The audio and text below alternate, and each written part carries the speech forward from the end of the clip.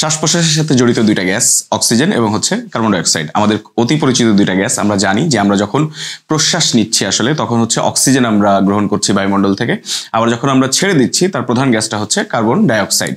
খেয়াল করো যে অক্সিজেন এবং কার্বন ডাই অক্সাইড ছাড়াও আরো একটা গ্যাস আছে যে গ্যাসটা সম্পর্কে আমরা হয়তো অতটা মাথায় রাখি না, কিন্তু আমরা সবাই গ্যাসটাকে চিনি।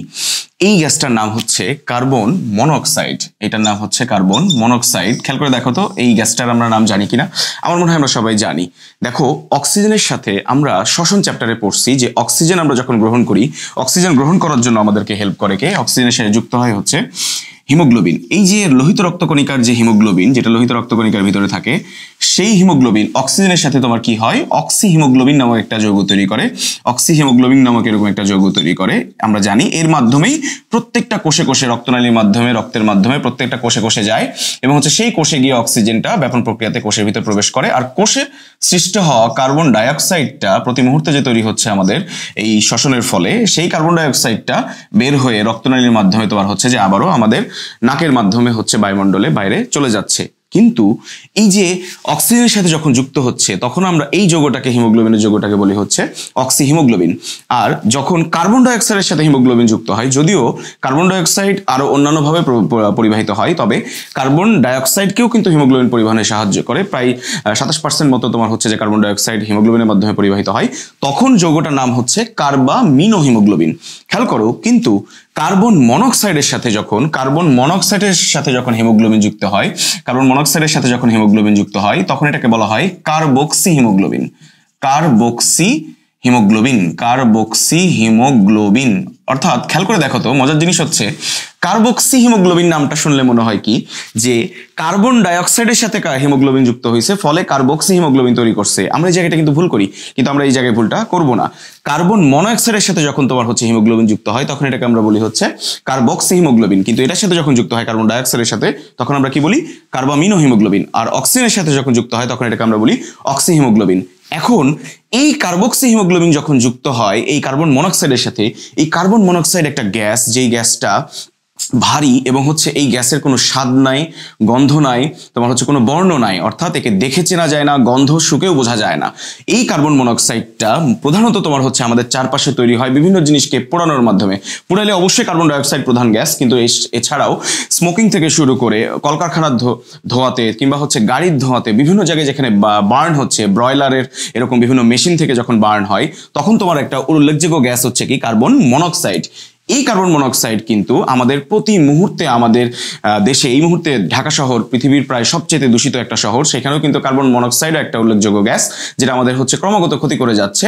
এই কার্বন মনোক্সাইডটা আমরা ধীরে ধীরে প্রতিদিনই অল্প করে গ্রহণ করতেছি আমাদের বায়ুমণ্ডলের দূষণের ফলে, কিন্তু কখনো কখনো এটা অতিমাত্রায় থাকতে পারে। কোন জায়গায়? ভারী গ্যাস যেহেতু, এটা সাধারণত একটু নিচু জায়গাগুলোতে থাকে, যেমন গুহাতে, খনিতে, যেখানে হচ্ছে শ্রমিকরা কাজ করে, কিংবা আগ্নেয়গিরির ভিতরে যেখানে অনেক বেশি বার্ন হচ্ছে, পুড়তেছে।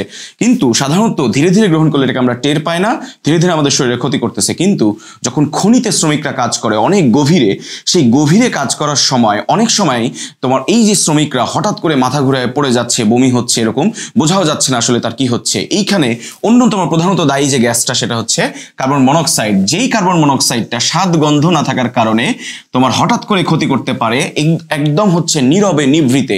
এই জন্য কার্বন মনোক্সাইডের একটা নাম আছে, সেই নামটা হচ্ছে কি? নীরব ঘাতক বা হচ্ছে সাইলেন্ট কিলার। অর্থাৎ এটা কোনো সময় দেয় না, সুযোগই দেয় না। যদি অনেক বেশি মাত্রায় আমরা নিঃশ্বাসের সাথে বা প্রশ্বাসের সাথে হচ্ছে গ্রহণ করি, খুব সহজেই তোমার হচ্ছে মেরে ফেলতে পারে।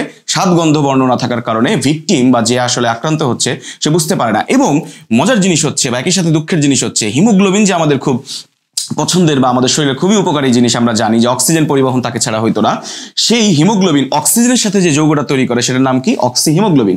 কিন্তু সেটা খুবই দুর্বল একটা বন্ধন, অর্থাৎ খুব দুর্বলভাবে যুক্ত হয়। কিন্তু কার্বন মনোক্সাইডের প্রতি তার আকর্ষণ অক্সিজেনের চাইতে হিমোগ্লোবিনের কার্বন মনোক্সাইডের প্রতি আকর্ষণ প্রায় 300 গুণ বেশি, প্রায় 300 গুণ বেশি।